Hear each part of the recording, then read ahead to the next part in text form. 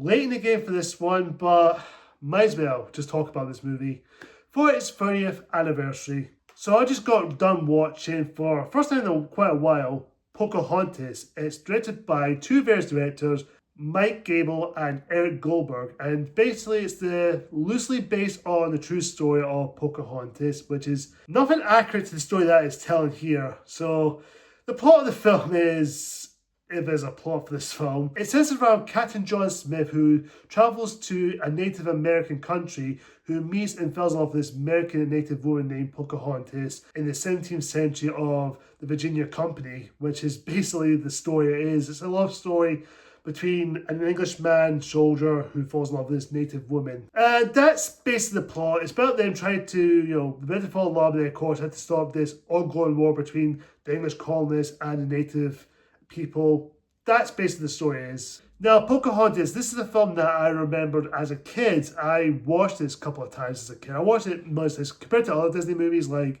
The Lion King, Aladdin, and Beauty and the Beast, and Hercules, Hunchback of Notre Dame, those Disney classic Renaissance era of Disney, which I grew up with, because the Disney Renaissance era is supposed to be the best era for Disney when it comes to the animated feature. But when it comes to this film, many people consider this as the weakest and probably the worst Disney Renaissance era movie. To truth be told, watch this now as an adult, as looking at it as a new perspective, I would say it's fine. It's certainly decent, but it's not a great film by all means. There are some good moments in there, but it's not a whole lot to take away from. I will say this though, the animation here is beautiful. I love the animation here. It's really great. It's hand-drawn, and it just came out the same year, well, run before Toy Story release, which I will talk about that soon enough, maybe next month or so. I will talk about Toy Story. That's coming really soon, guys. But the animation here is still good. It still holds up very well. The hand drawing, the colors, the vibrant, the set in the world of, you get certain good stuff in here, which is really nice to look at. But I will say this, the cast here is really good. You do have some great voice cast, a few standouts. Mel Gibson as Captain John Smith, and of course you've got Christian Bale as Thomas. Yes,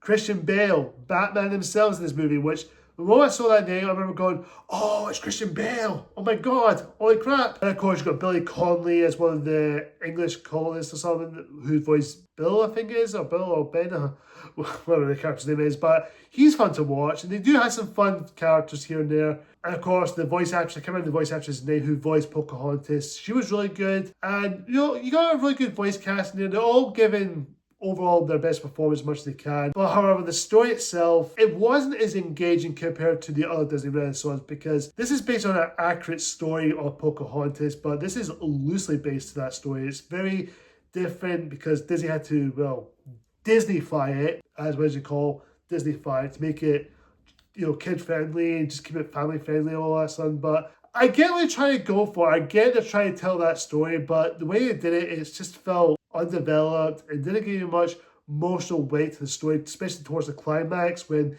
John Smith's about to get executed by the Chief Powhatan, who's Pocahontas' father, who's about to eliminate him, but then Pocahontas comes in and saves him, which I think that's supposed to happen when John Smith arrives. But again, the way they handled the story, it wasn't really well handled. I get they want to try and go for that storytelling, but the way they handled it wasn't the best. It just felt really flat. It just come across as, oh, here it is. Oh, okay, is that it? That's kind of pointless. And Pocahontas' arc is there, and she is a great heroine. I will say this, many people consider her as one of the best Disney heroines up there, and I can see that. She is definitely up there as one of the best heroines, how she was written, and her arc is there, but you do get a chance to get her character, and you don't get much of a hero and villain perspective, because Pocahontas and even Ratcliffe, which Ratcliffe as a villain, he's fine, I guess. The actor who voiced him has done a good job. He does have good vocal performances, but doesn't give you much, both of them don't really meet, they don't really chat, they don't give much development. It's just felt like it's just thrown there to say, oh, here's a hero and a villain, or heroine and a villain, that's it. As far as Radcliffe's motivations, it's basically trying to look for gold so he becomes rich and he becomes a powerful man in England or something, which, because he wants to take over the natives' land and call it his land. Again, it doesn't really give you that much feeling towards it. It just felt like it was just brushing it. It just feels like you're just brushing it. It just feels like there's no much development. And it kind of feels a little bit lackluster. But as far as the romance between John Smith and even Pocahontas, it's fine. You know, for what it is, the love story is still there. It's a very typical Disney love story, which we've all seen before from various Disney films. But there wasn't much engagement or some kind of emotional stuff there. It's kind of the weaker Disney love story, but the love story here is fine. Like I said, the love story is just fine enough, but it wasn't much engaging or invested compared to other past Disney Renaissance love story like Aladdin, Beauty and the Beast, or even Hercules or The Little Mermaids, or many among others.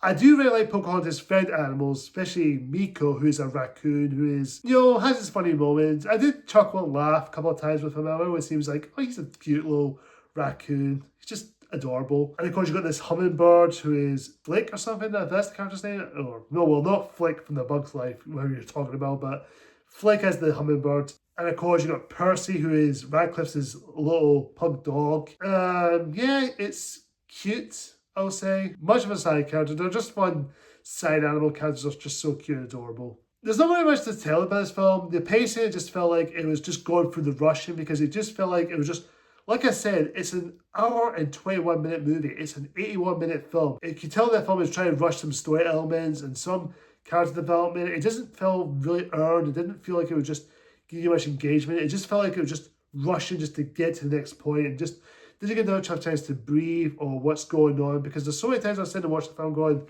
okay, what's the message about? There's no much message. There is a good idea in there. There are some good ideas, but it is definitely the weakest in the Disney Renaissance era. And as far as the songs, as far as the music, like I said, it is catchy, but there's not much memorable to it, because we look at Colours of the Wind, which Colours of the Wind is arguably the best Disney song for this film. It is nice. I'll give it some credit. It is really nice to listen to. And of course, you don't get much other Disney songs like this, but, you know, except for Run the River Bend, I think that's the only one that stands out the most. But as far as the other ones, a lot of people won't remember it as much. Maybe you're a big Disney fan, you might know it, but as far as non-Disney fans go, they probably go, never heard that song before. I've never heard of it, but when we hear it, say, oh yeah, it's from that film, right. But again, it's not as memorable as I thought. That being said, Pocahontas is just a fine film. It's decent. It has some good animation. It has some enjoyable moments. There are some things to like. There are some things to appreciate. There are some fun moments. But the story itself, it just felt rushed. It just felt like the pace is just trying to get through to